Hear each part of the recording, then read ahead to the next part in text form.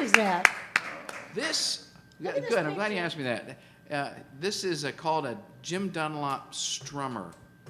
And it's they made them briefly in the early to mid 90s. The Dunlop pick company, great pick It's pick big company. fat thing. Big So- fat so thing. what's it made out of? It's plastic, and it's 7 picks stacked and lined up in a certain way. You could do that yourself. You could glue Well, them now together. I don't know. You know, I guess you could get a 3D printer maybe and do it, but That's true. it could do that. But I don't even know how those work. But someone told me that. That's really fun. And anyway, it makes any 6-string sound like the most in tune 12-string, but they stopped making them because there just wasn't a demand for it. Although me and Richie Havens, you know, both use them.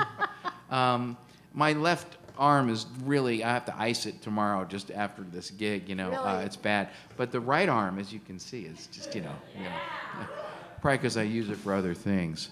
But anyway, if you come across a box or even one Jim Dunlop Strummer in your strange travels, now that I put this out could here, make some money someone from here is Robert. going to run into that. John, am I right here? Because I have mentioned it. Someone's going to go to like, you know, like I always check McCabe's, you know, because they got the little drawers with the picks and stuff, you know, and I'm thinking that I might, is there like a box of Jim Dunlop Strummers in there? They assure me, no, there isn't. But I actually put this on my website, an old version of my website, and some guy contacted me, and he had just been on The Tonight Show or something, because he had like the world's largest handlebar mustache or something. But he also played music. It was part of his shtick. And he says, I use those Jim Dunlop Strummers, and I have a bunch of them. He says, give me your address. I'll send you a box. I go, great. How much you want for them? And he said, nothing. He says, I just lost everything in Hurricane Katrina, and I want to do something good because people have been really doing a lot of nice things for me. And I'm like, are you? What a great guy. So he did that. I gave one to Dan Byrne, and Byrne, our friend Dan Byrne, and Dan just said, dude, this is like the voodoo pick. You sound like him. And he's recorded with it, you know. I want to, there's 2 things I want to do now. One is I want you to play the song that you've written that I wish I'd written, because there's everybody that I've interviewed has a song that I wish I had written. And this is definitely the one. And then after that, I'm going to do another new song that I wrote in Harriet Schock's class, because Harriet's here. And I just want to make sure that she gets to hear it, because I'm not singing it. John is. I actually heard them rehearsing this when I came in, and I really want to hear that one, Yeah, too. that's pretty cool. It's great. So, along the lines of the song I wish I'd written, and there's, you know, again, it's a kind of a short list of songs written by friends of mine that, in fact, with Richard Goldman, I recorded one of the songs that he wrote that I wish I'd written, and when I had to put the credits on it, I remember thinking, oh, I didn't write this. Richard wrote this. Damn. You know, of course, I put the credits on correctly, but I was, you know, kind of irritated. I really got to where I thought I had written it, you know. Anyway, I know I didn't write this one, so go ahead. I totally understand that feeling. I write companion songs to my short stories. Check my website out, robertmorganfisher.com. Click on He fiction. also has Yeah. CDs for sale here. Sure. And you can, many of my, I'm a narrative and story songwriter. And many of my narrative songs are actually companion songs to short stories.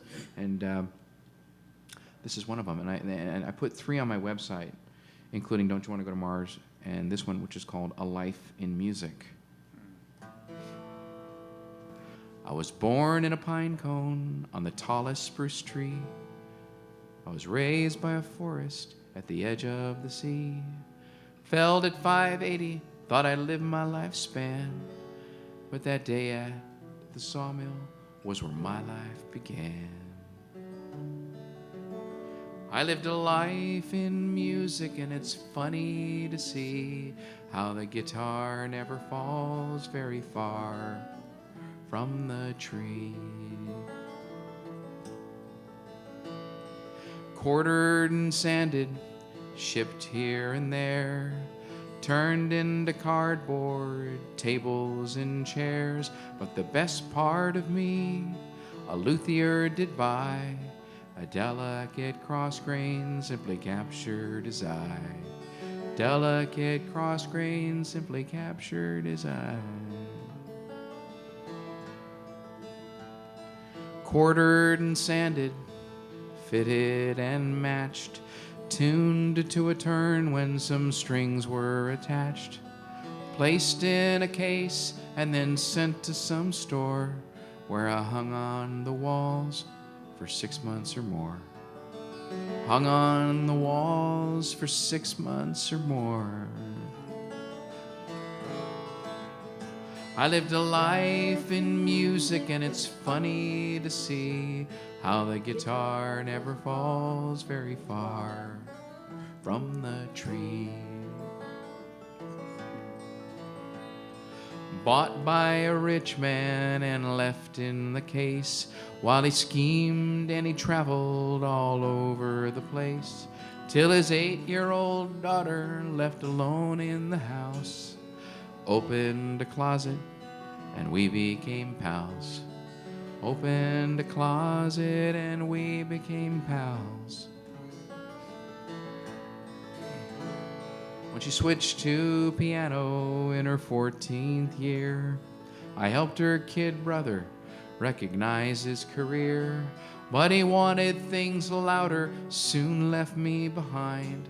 Yeah, he traded me in for the electric kind. Traded me in for the electric kind. I lived a life in music, and it's funny to see how the guitar never falls very far from the tree. Hocked and then bought and then rehocked again, till a vagrant musician claimed he was my best friend. A busker by trade, played the subways and streets, heavy gauge strings and a big booming beat. Heavy gauge strings and a big booming beat. I became a real guitar in the hands of that man. Somehow we made it through a 30-year span, till the day his poor hands couldn't bang out the rent, and we both cried as back to the pawn shop I went. Both cried as back to the pawn shop I went.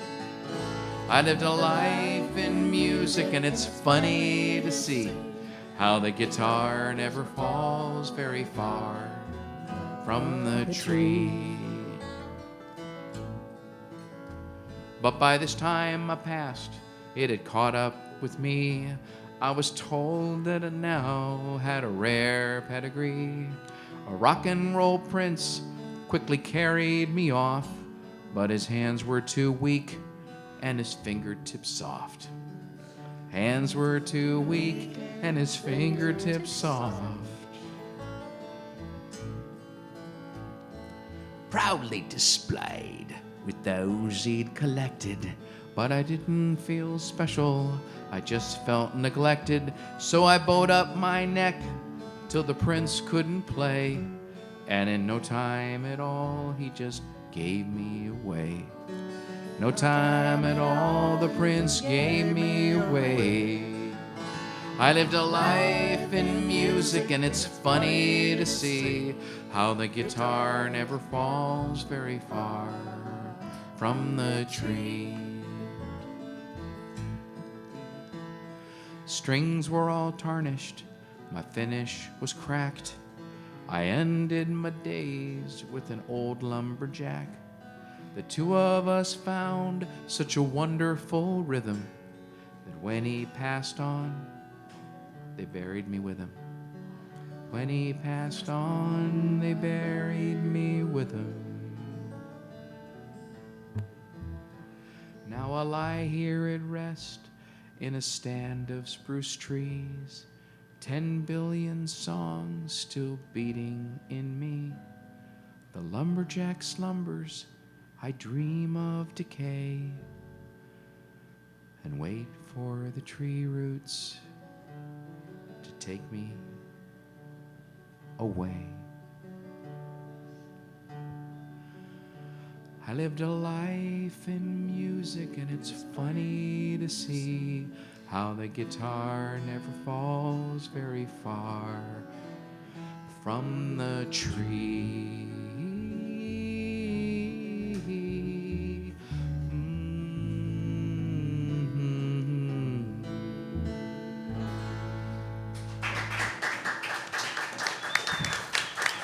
Thank you.